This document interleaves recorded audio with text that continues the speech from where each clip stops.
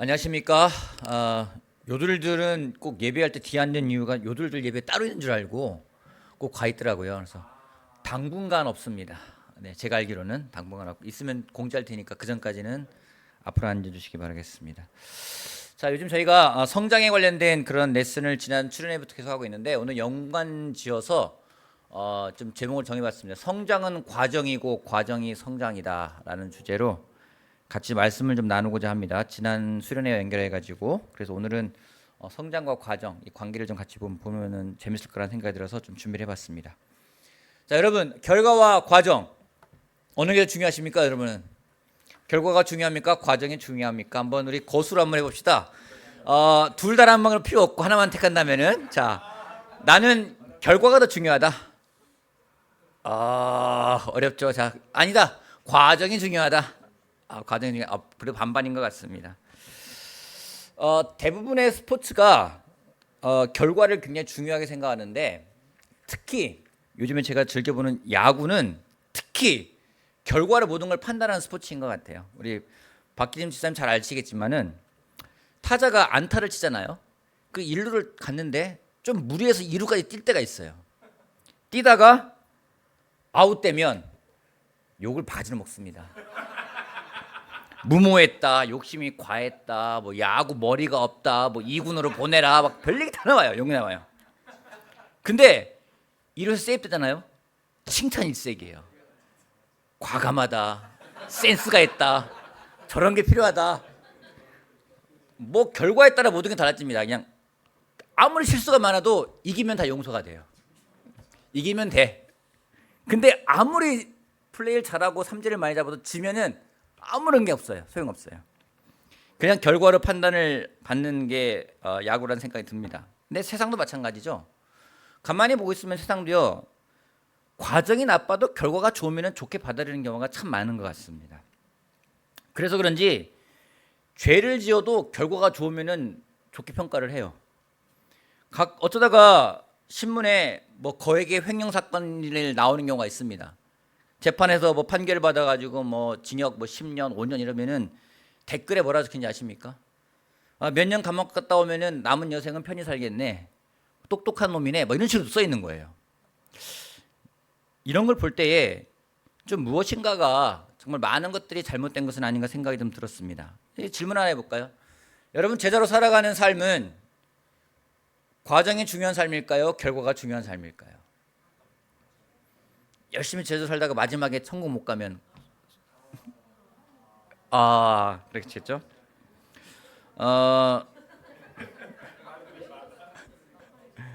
설교를 준비하면서 책을 한 권 보게 됐는데 그 구원 이후의 여정은이라는 책인데요. 그 정신의학과 전문의 그 의사 선생님이 쓰신 책이에요. 근데 이분이 이제 신앙인이시기도 한데 거기에서 그분이 쓴 글 책 가운데서 되게 한 가지 저한테 와닿는 그런 제목이 있었습니다. 그 제목이 이런 내용이었어요. 그리스도인은 과정적 점진적 도상의 존재이다. 과정이고 점점점 점진적으로 가는 길 위에 서 있는 존재이다 라는 그런 의미였습니다. 굉장히 공감이 되었습니다. 우리는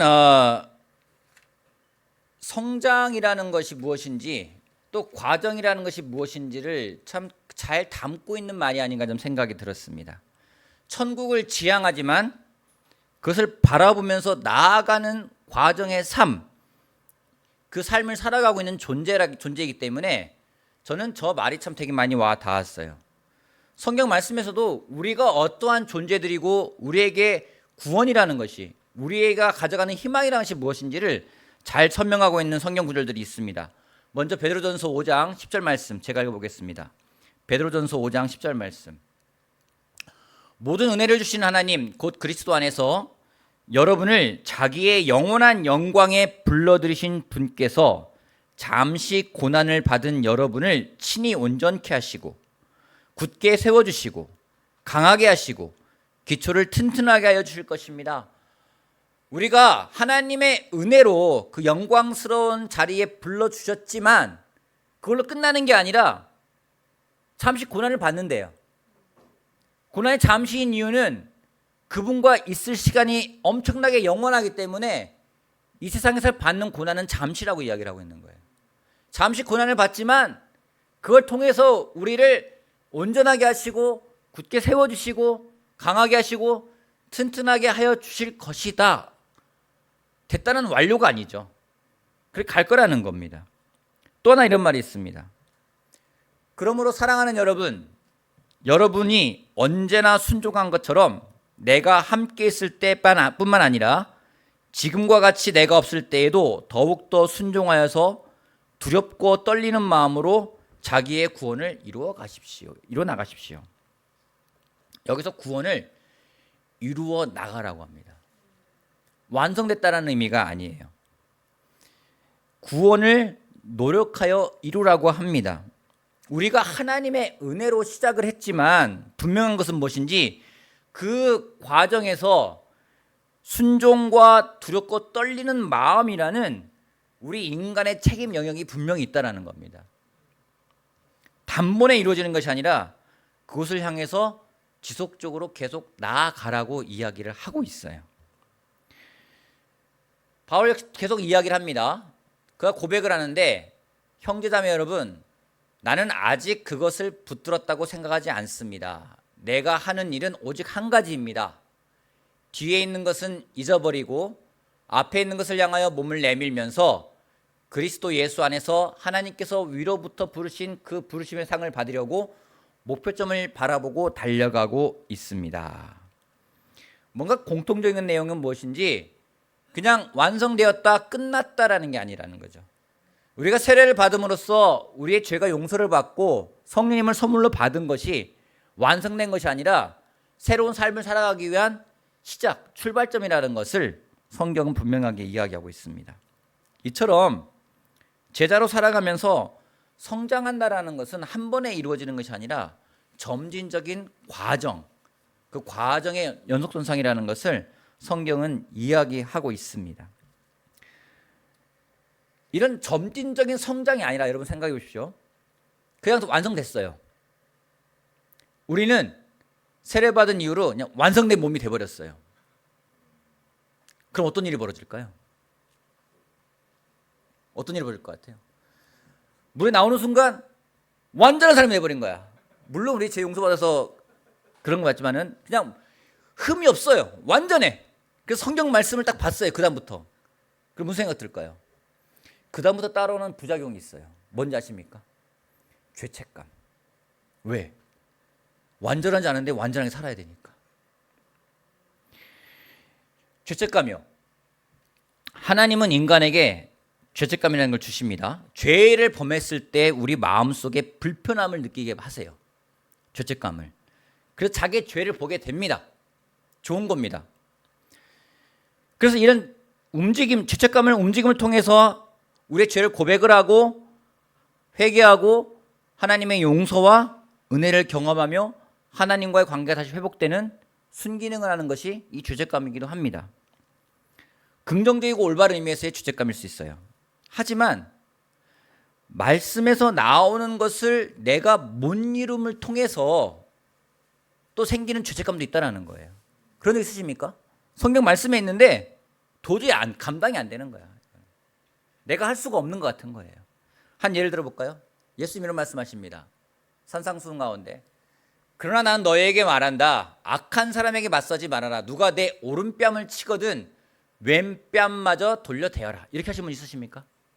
싸워야 되는 싸우지 않고 소리 안 지르고 누가 나를 때리면은 여기도 좀 때려주세요. 이런 사람 있을까요? 누가 너를 고소하여 내 속옷을 가지려고 하는 사람에게는 고도까지 내주어라. 이런 분 있으십니까? 누가 억지로 너더러 억지로 오리를 가자고 하거든. 억지로 해요. 오리가 아니라 심리를 가주래요. 내게 달라는 사람에게 주고 내게 꾸려고 하는 사람을 물리치지 말아라. 내 이웃을 사랑하고 내 원수를 미워하라고 말한 것을 너희는 들었다. 그러나 나는 너희에게 말한다. 너희 원수를 사랑하고 너희를 박해하는 사람들을 위해 기도하여라.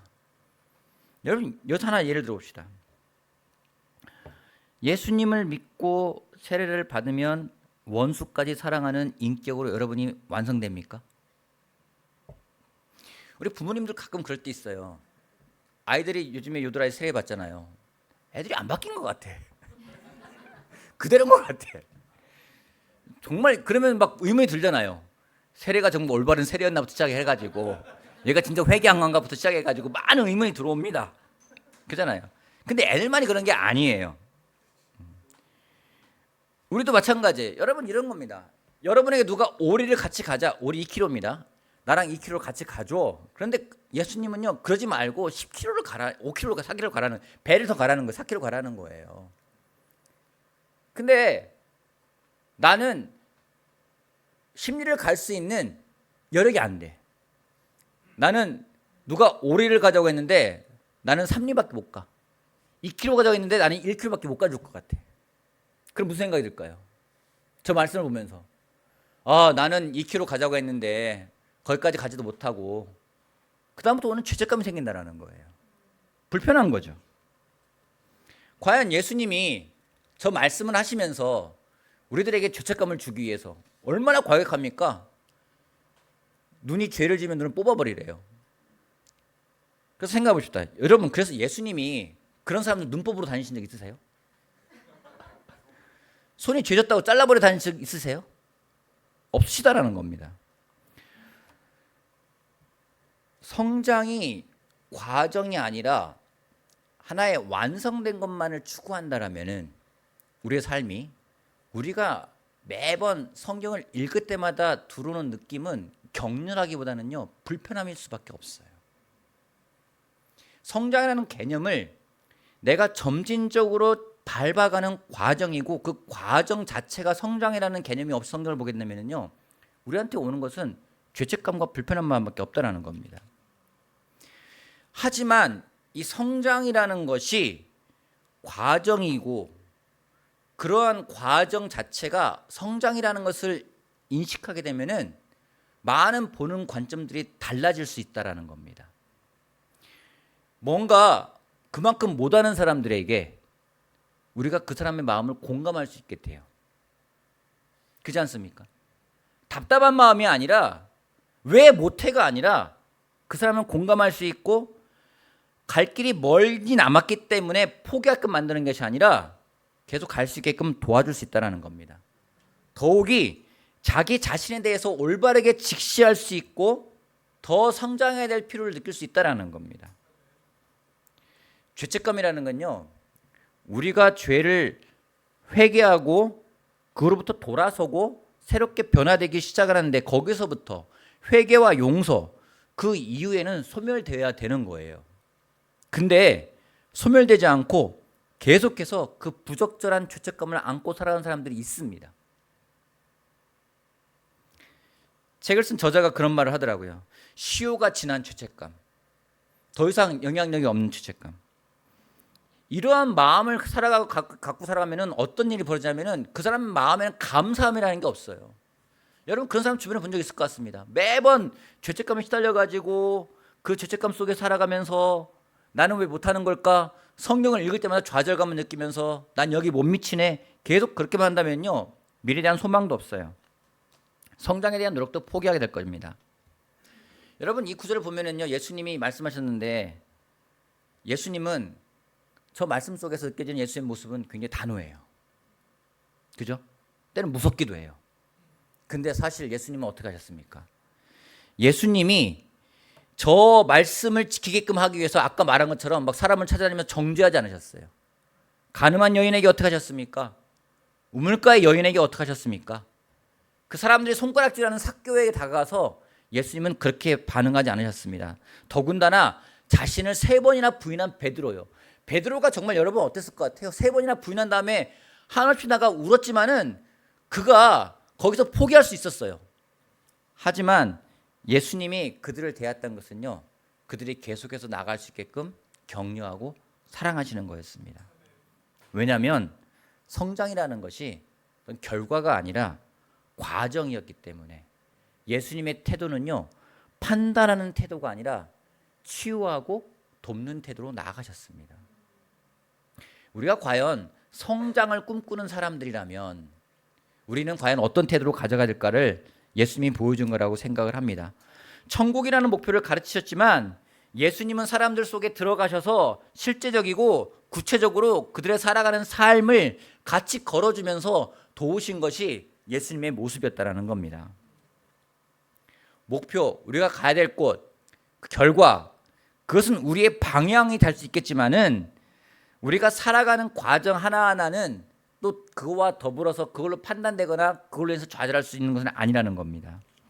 성장의 과정이고 과정의 성장이다. 이렇게 하니까요, 관점이만 달라지더라고요. 개인적으로 제가 많이 경험했던 게 그런 거예요. 제 관점이만 달라졌어요. 예전엔 정죄하게 바빠요. 죄를 지었는지 안 지었는지, 죄인지 아닌지 거기에 너무나 많이 정신이 가 있어요. 그러니까 막 죄를 짓지 말아야지. 하루를 돌아보면서 그 생각하는 거예요. 내가 죄 진 게 없나? 막 그럼 저 막 몸에 찔리면 전화하는 거예요. 도와준 형제한테요. 오늘 이런 생각이 있었어. 내가 이런 생각이. 매번 그런 얘기를 하니까 괴로워요.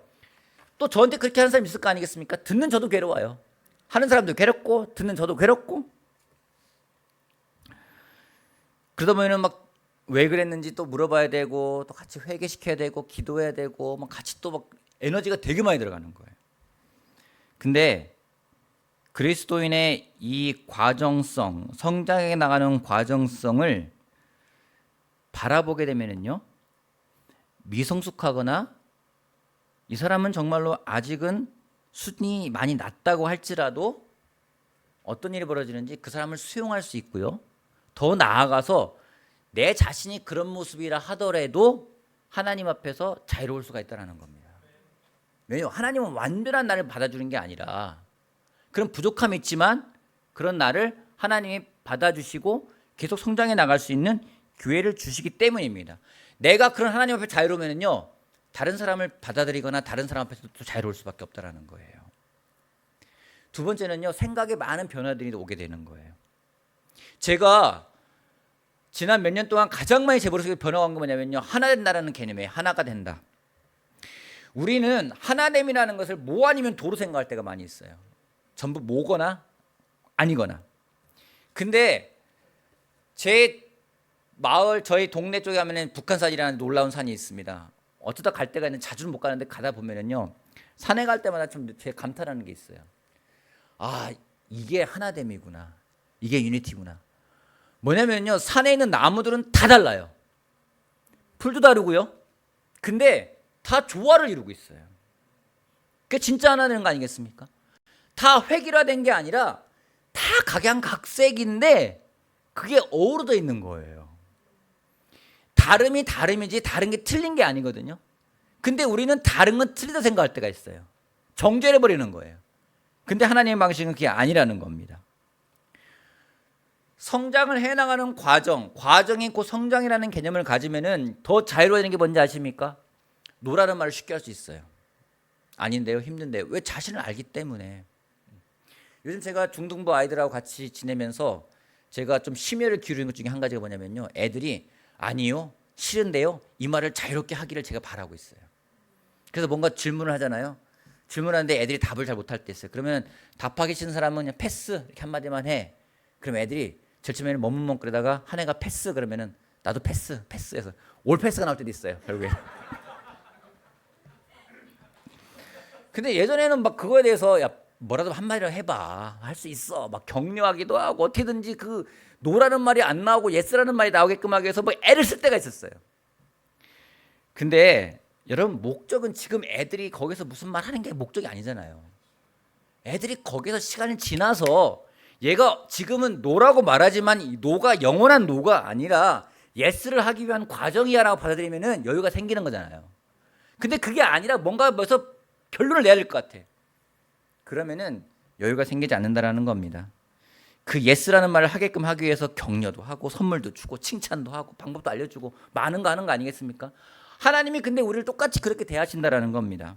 우리가 성장하기 위해서, 계속해서 성장하기 위해서 하나님이 노라는 것도 자유롭게 주시기도 하고 그거 할 때 뭐라고 하지 않는다라는 거죠. 그래서 여러분, 제가 여러분과 오늘은 좀 구체적인 걸 좀 나누고 싶어요. 뭐냐면은 여러분이 우리가 크리스천으로 살아가는 것이 이 완성된 삶을 살아가는 것이 아니라 과정을 살아가는 삶이고 그 과정 자체가 성장하는 것을 인식한다라면은 여러분, 그걸 위해서 대단한 걸 하고 싶지 않습니다. 어떠한 그 자기 개발을 도와주는 한 강사가 그런 말 했다고 하더라고요. 5도를 바꾸면 인생이 달라진다. 저는 그 말 전적으로 동의합니다. 여러분 삶에서 지금 1도를 바꾸면은 여러분 삶이 달라질까요? 어떨 것 같아요? 여러분 삶에서 1도를 바꿨다. 달라질까요? 언제 달라질까요? 언제?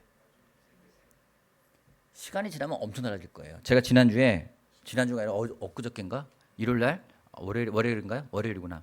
인호 형하고 같이 장례식장에 가가지고 이야기를 하다가 제 커피를 사갔는데 인호 형이 커피를 안 마신대요. 왜 커피 안 드세요? 그러니까 내가 카페인을 좀 줄여보려고 딱 그러는 거예요. 그래서 내가 아침에 그 디카페인으로 마시는데 오후가 되면 너무 피곤해 이러는 거예요. 제가 뭐라는지 아십니까? 뭐라 했을 것 같아요? 형 격려해요. 열심히 해보세요. 이랬을 것 같아요? 뭐라 했을 것 같아요? 형님 뭐 꼭 커피가 아니라도 카페인 어차피 마실 거 아닙니까? 그냥 편하게 드세요. 이렇게 했어요. 왜냐하면 저의 머릿속에는 뭐 그게 뭐가 소용있겠어. 어차피 뭐 녹차를 마시든 뭐를 마시든 카페인 먹을 건데 이 얘기 생각했는데 그게 아니라는 거죠. 내가 뭔가를 조금이라도 시도를 해서 그게 달라지면은 시간이 지날수록 성장하는 과정이라면 1년 보신다고 했나요? 1년 후에 모습은 완전히 달라졌을 것 같아요. 단지 내가 마시던 커피를 디카페인을 바꿨는데 달라졌어. 이게 변화고 이게 성장이고 이게 과정 아니겠습니까? 1도를 바꾸는 거예요. 제가 요들의 한 자매가 자기가 영적으로 더 건강해지기 위해서 결정한 게 있다는 걸 들으면서 굉장히 격려를 받았어요. 뭔지 10시인가 11시까지 잠을 자겠다. 요들한테 대단한 거예요. 그 시간 잔다는 건요. 불가능한 일이에요. 그거는 거의. 내가 잠을 잘 때 핸드폰을 방 밖에 놓겠다. 이건 정말 대단한 일입니다. 근데 여러분 대단한 일이 아니잖아요. 1도를 바꾼 거잖아요. 그죠? 우리가 영적으로 살아가는데 하나님이 우리한테 뭐 니네 대단한 거라는 게 말씀하신 게 아니에요. 그 자그마한 부분을 바꿔놓는다면은 우리가 점진적인 성장을 해나가는 사람들이라면은 우리는 분명 변화를 가져갈 거라는 거죠. 그러게 여러분에게 제가 권하고 싶은 건 그겁니다. 대단한 걸 하지 마시고 여러분이 할 수 있는 가장 자그마한 것을 한번 바꿔보시기 바랍니다. 내가 매일매일 성경 한 절씩 외우겠어. 그러면 1년이면 내가 365절을 외울까? 아니요. 3절 외우면 다를 거예요.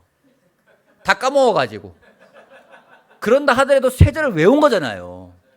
그게 10년이면 30절이에요. 아는 사람보다는 더 많이 알고 있는 거예요. 그 자그마한 변화가 이게 뭔 소용이 있겠어. 내가 아침마다 일어나서 내가 잠깐 1분이라도 기도할 거야. 여러분 그렇게 해가지고 1분 동안 비몽사몽간에 할 수 있을지 모르겠지만은 그렇게 한 달이면 30분이고요. 1년이면 몇 분입니까? 1년이면 어마어마한 시간이 되는 거예요. 그 사람의 습관이 생기는 거죠. 1분만 하겠습니까? 더 늘어나겠죠. 5분으로 10분으로 작은 한부터 시작하는 겁니다.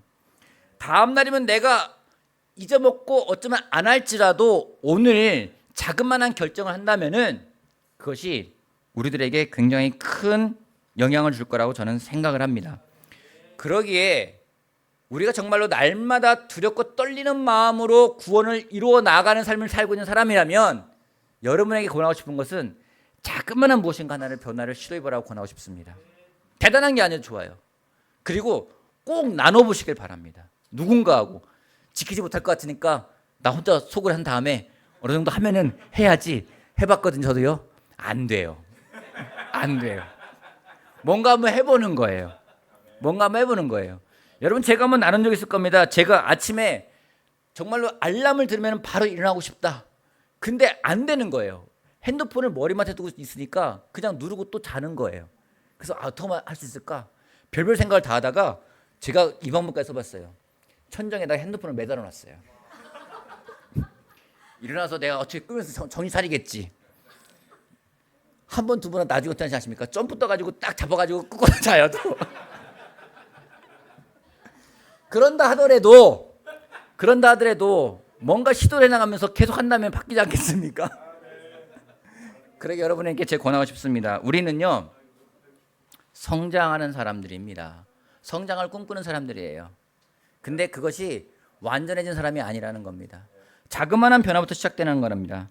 그러기에 여러분 영적인 성장을 위해서 자그마한 무엇인가 한 가지도 꼭 결정하고 나눠보시길 바랍니다. 성장은 과정이고 과정이 곧 성장입니다. 성장을 꿈꾸는 사람으로서 오늘 이야기하는 시간 제가 충분히 드리겠습니다. 설교 끝났거든요. 만나서 여러분이 무언가 할 수 있을지 한번 생각해 보세요. 뭔가 할 수 있을지 꼭 한 가지를 꼭 오늘 나누고 집에 갈 때 그거를 꼭 주변 사람 나누고 기도해 달라고 부탁하고 다음 주 만났을 때 자유롭게 물어보세요. 어떻게 했어? 못했어? 어떻게 해요? 다시 하면 돼요. 그죠? 다시 하면 돼요. 그리고 또 다른 걸 한번 해보고 그거 잘 되면은 또 하나 추가해보고 그렇게 해서 정말로 우리 날씨가 선선해졌어요. 어제 밤에 나갔는데 시원하더라고요. 운동하기 좋은 시절도 됐고요. 책 읽기 좋은 시간도 됐고 뭔가를 하기 시작할 수 있는 시간입니다. 이 가을에 성장을 위해서 자그마한 한 가지를 꼭 실천해보는 자그마한 것을 하는 가지를 실천해보는 일도를 바꾸는 그런 삶을 살기 바라겠습니다. 기도하고 마치겠습니다.